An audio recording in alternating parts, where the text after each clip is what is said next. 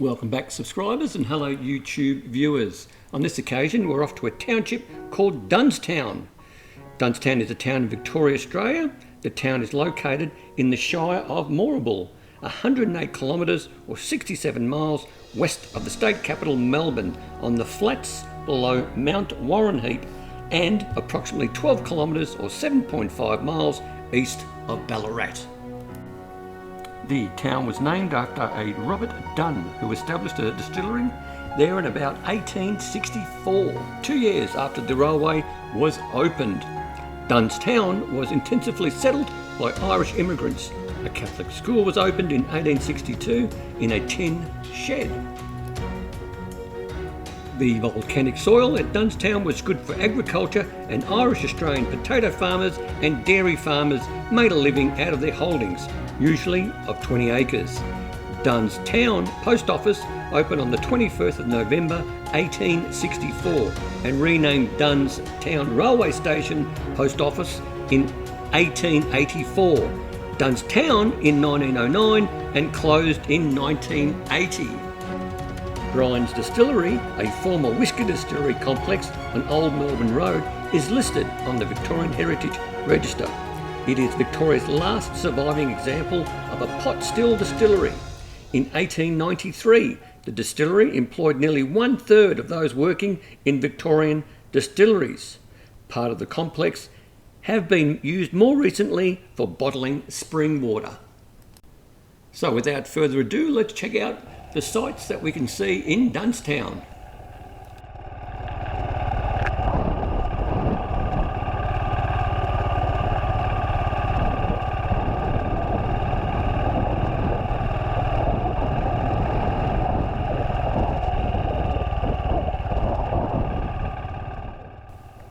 First up is this homestead, farmhouse, or just a residential workers' property that's been abandoned and left to nature and the elements.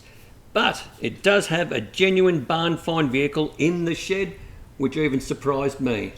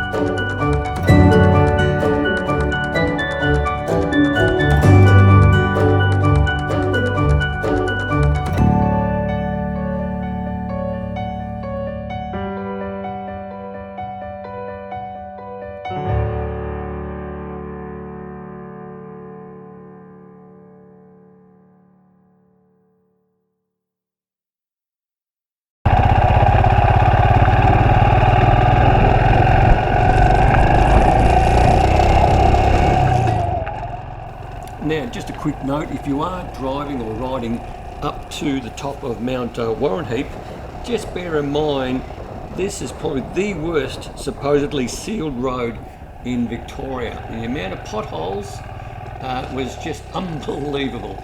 And just be also cautious, it is a shared zone with pedestrians, and you're going to find it very limiting to where you can actually park unless you make it all the way up the top. The scenery is great, but once again it's very difficult with all the trees, and you'll most likely have to park your car, as I mentioned, up the top or down the bottom, and point your cameras through the trees to get the view of all the fields in the distance.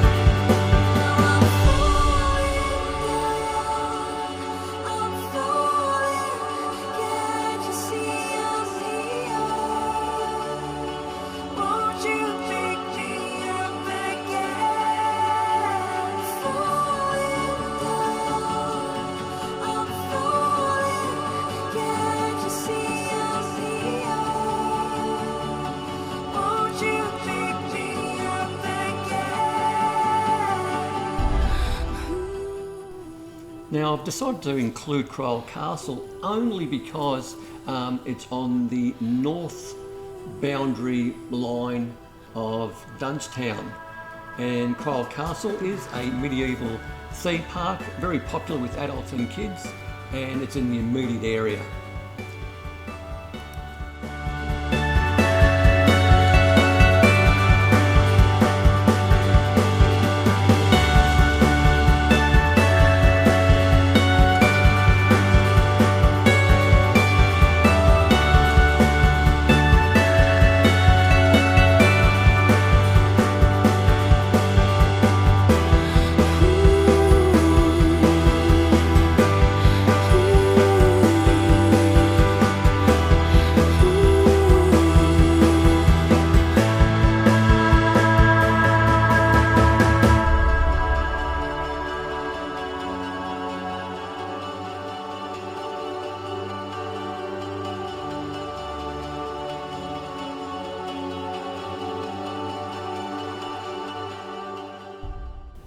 So here we are at the former Bryant's Whiskey Distillery. Now it's known as the Cottonwood Springs that bottle spring water.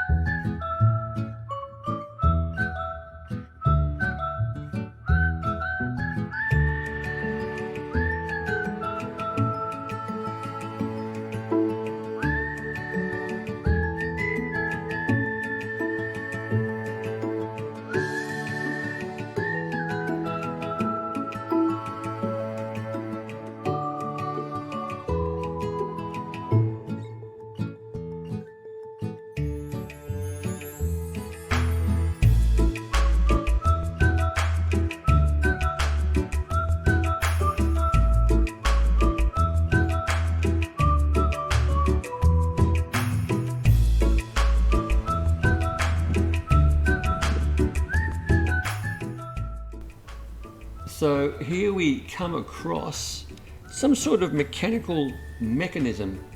I'm not even sure what it's used for. I have no idea whether the engine in that vehicle to the right of it somehow is used to operate it. It's also got like a small pond to the right also. I have no idea. I don't know if it's for mining, if it's for somehow used for harvesting something or for hay bales. Absolutely no idea. But if you do know, by all means leave it in the comments, and I'll be quite intrigued to know exactly what that's used for.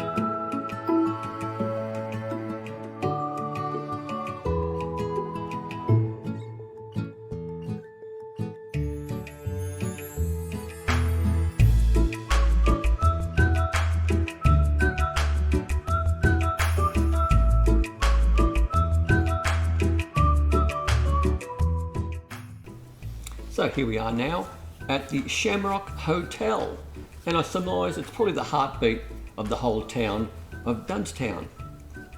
I had my lunch at this location, and the lady that runs and operates this hotel was fantastic. She even cooked the meals. So no disputes with the quality of the food. It was fantastic, and if you're looking for that country style home sort of meal, this is where you come to get it. It was extremely large portions, and it was good value for money. Now on the right here we have the Catholic Church and the local primary school.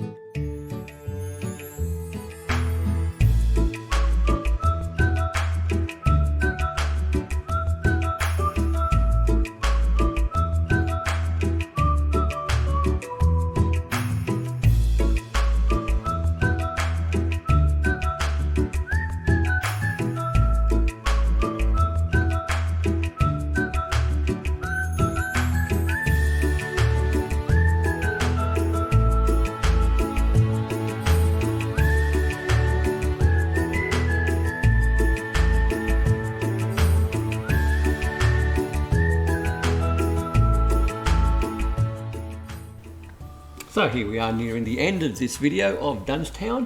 I hope you enjoyed it. It is a very small town, but it does have a few things to offer.